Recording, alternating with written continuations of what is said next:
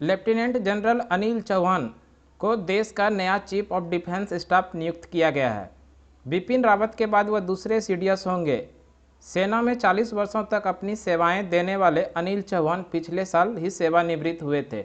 दोस्तों, हम लोग इस क्लास के अंदर देश के नए CDS lieutenant general Anil Chauhan बने, इसके बारे में पूरे डिटेल से जानते हैं। और इस क्लास के अंदर हम लोग जानेंगे कि देश के अंदर सीडीएस का क्या क्या काम होता है और देश के पहले सीडीएस कौन थे। चलिए स्टार्ट करते हैं दोस्तों इस क्लास को।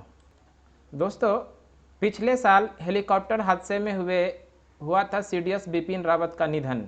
बताते चले कि बिपिन रावत देश के पहले सीडीएस नियुक्त किए गए थे। पिछले साल 1 दिसंबर 2021 को तमिलनाडु के कुन्नूर में उनका हेलीकॉप्टर दुर्घटनाग्रस्त हो गया था। इस हादसे में बिपिन रावत के साथ उनकी पत्नी और 12 अन्य सदस्य अधिकारियों का भी निधन हो गया था। बिपिन रावत देश के निधन के बाद तब से भारत के सीडीएस का पद खाली था।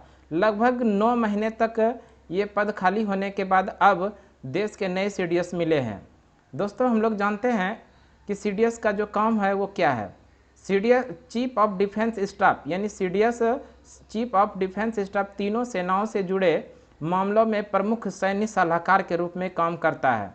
सीडीएस भले ही तीनों सेनाओं से जुड़े मामलों में रक्षा मंत्रालय को सलाह देता है, लेकिन अब भी तीनों सेनाओं के आर्मी, नेवी एवं एयरफोर्स के प्रमुख ही उनकी संबंधित सेवाओं से जुड़े मामलों को सलाह देता है। वैसे दोस्तों, तीनों सेनाओं के जो प्रमुख होते हैं वो राष्ट्रपति होते हैं। तीनों सेनाओं के प्रमुख कौन होते हैं? राष्ट्रपति।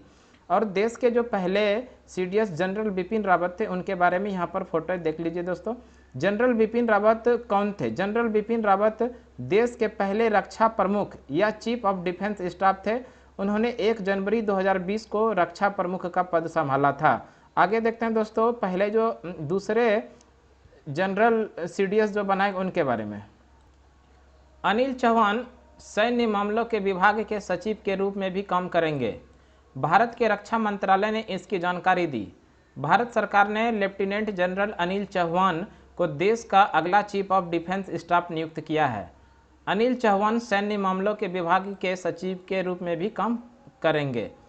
दोस्तों, ये जानिए इनका जन्म और इसकी पूरी थोड़ा डिटेल से। दोस्तों, इनका जन्म 18 मई 1961 ईस्वी को जन्मे लेफ्टिनेंट जनरल अनिल चौहान को 1981 में भारतीय सेना की 11वीं गोरखा राइफल्स में कमीशन दिया गया था।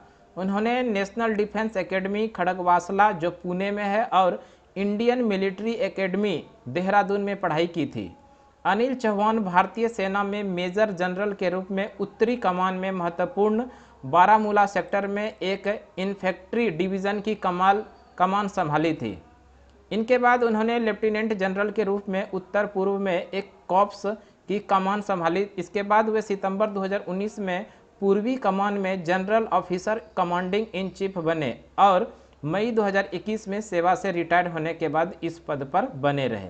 दोस्तों, अब ये क्लास आप लोगों के लिए बहुत जानकारी लाभदायक है, यानी कि जानकारी ज़रूरी है, तो हम लोग इतना ही रहने देंगे। कुछ विशेष जानकारी के साथ हम आपके पास आए थे, तो हमारे चैनल पे आप आए हैं दोस्तों, आपका स्वागत करते हैं।